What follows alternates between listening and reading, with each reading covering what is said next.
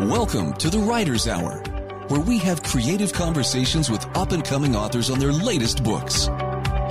This is the place to be if you wish to get a preview of new books that are available for the voracious bibliophile, as well as the story behind the story for the voyeur who wishes a peek behind the creative curtain. Here's your host, Janine Bolon. Welcome to the Writer's Hour Creative Conversations. I'm Janine Bolon. And today I want to discuss with you how to go about creating your writing habit. There are so many different ways of writing, but some people get really wrapped up in how should I write, what should I write, and they eventually just spin their wheels and they really don't engage in any one aspect. So let's talk about a few of the stereotypes that stand out. First of all, let's dispel the stereotype of you need hours and hours of solitude in a cabin in the woods, and that's the only place that you can possibly write. This we need to dispel right off the bat. For some reason, with Hollywood or wherever, it seems that writers have to be in cabins alone in woods before they can create that fabulous American novel, okay?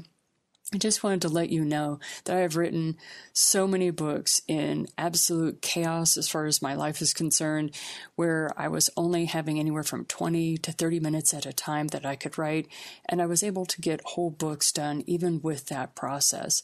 And I'm not the only one. When you really start engaging with the writing community, writers from all walks of life start emerging and sharing with you how they wrote a book in a weekend. One person talked about how they wrote a book over the course of 10 years. Now, you may not have that sort of discipline, but what I wanted to let you know is that if there is a way to go about writing a book, even if you write the book on your bus ride to work every day, I have seen authors do just that. So basically, it comes down to this simple fact. You need to give yourself permission to write your book. Now, there have been some things that I have heard from various authors about, well, I can't do that, it's too selfish. I can't do that because I can never find time alone. I can't do that because it's really not as necessary as, making money. And so I just wanted to share with you that if you have a story, and I know you do, if you have a story, even if it's your own life, it is worth writing about. There is someone on this planet that needs to hear the life lessons that you have learned. And yes, they are important. Right now we have 8 billion people on this planet, and I can assure you that the lessons that you've learned in life are going to be appealing and need to be heard or read by somebody on this planet. So I'd like you to stop the head trash that keeps you from allowing your words to flow.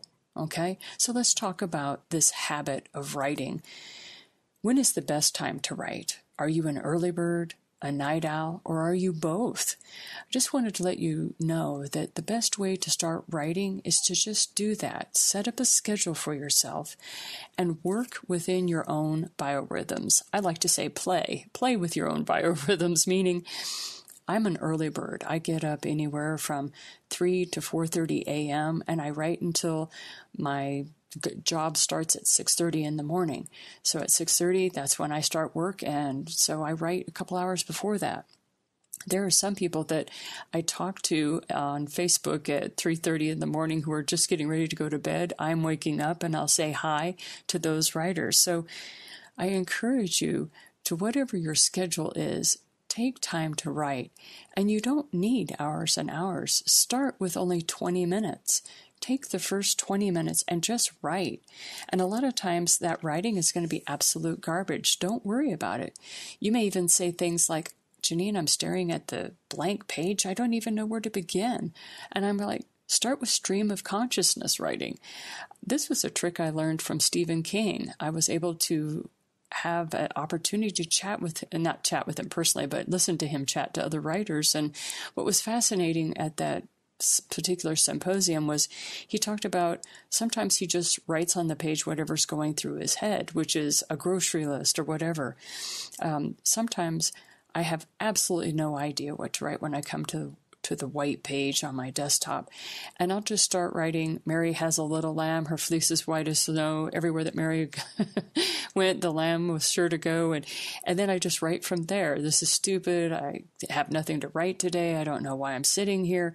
I'll actually write that kind of garbage on the page, and before you know it, whatever log jam was in my brain clears, and all of a sudden I have words that start to flow that are in the direction I want to go for that day's writing. It's very important that you give yourself a chance to just take the time to write. So set your timer for 20 minutes and write for that 20 minutes. I highly recommend that you set it up on your calendar and you make this an appointment with yourself that's non-negotiable. You will write that day. You don't procrastinate. You just sit down and write. What you have to say matters. And one of the aspects about writing that few people really talk about is this is the one time during the day that you're going to be able to say a full sentence and not be interrupted.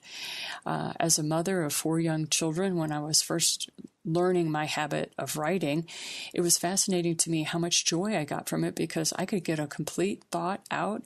I could write total sentences, paragraphs even, and never be interrupted. So this was such a joy for me that I kept up the habit, even though now my children are all over the age of 18.